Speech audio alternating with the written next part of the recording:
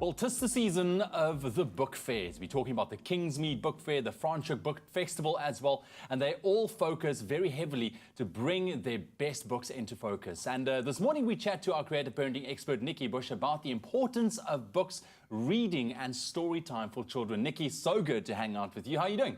Fine, thank you, Ewan. Good, good, good. I'm glad we're talking about this because this is something that I honestly feel a little bit guilty of because we live in this era where it's so easy to watch a movie, watch maybe a bedtime story on YouTube, on any kind of device, but why is actual reading still so important for parents? Ewan, let's consider the theatre of the mind. Now, creativity and imagination is all based on the theatre of the mind. And unfortunately, when children are surrounded by fewer books and more screens, they are being exposed to what the director's view of a character is, or the scene that is being portrayed in the movie.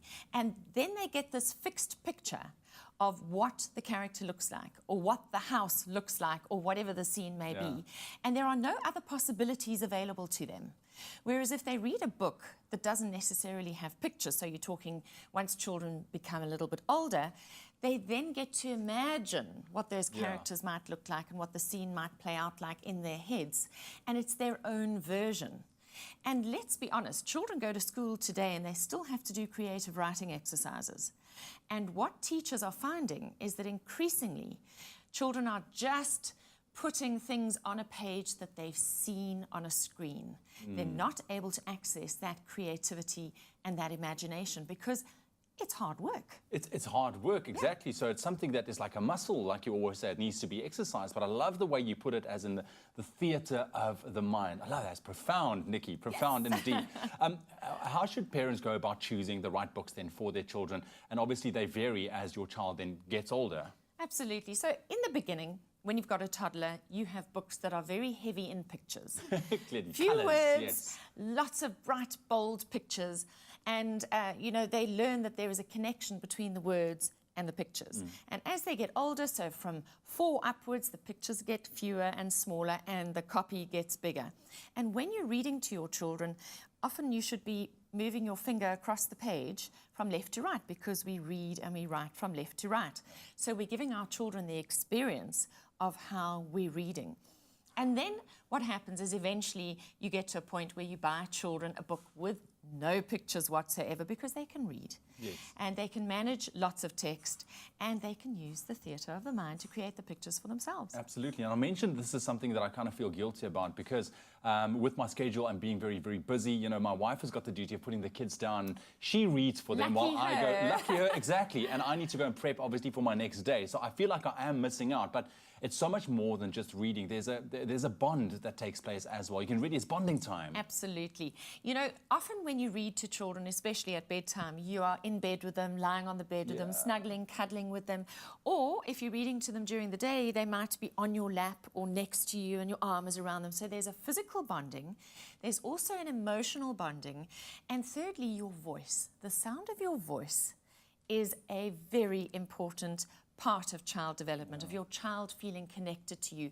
Nobody's got your voice. That's and right. that's what they go to bed thinking of. Hearing is your voice. And, you know, that's so important for them. If you don't have a book and say you're in the car, you can tell them a story out of your imagination. Oh, wow. So okay. just tell them a story and you can even build them into the story. They can be a dolphin. I like that. They that. can be the big bad wolf. Listen, we're going to unpack that a little bit further on this morning. Nikki, thank you very, very much. Such an important topic to read to your children. And like Nikki said, it's the theatre of the mind that we want to develop.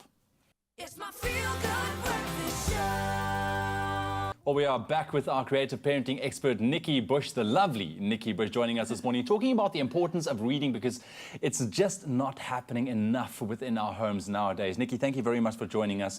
We spoke about it a little bit earlier on. It is a fantastic topic. It's something as simple as reading, but because we get so distracted with life and technology and tablets and these things, kids have all that access and not enough access towards books. So what is really causing, based on some of the things that I've said, that decline in reading?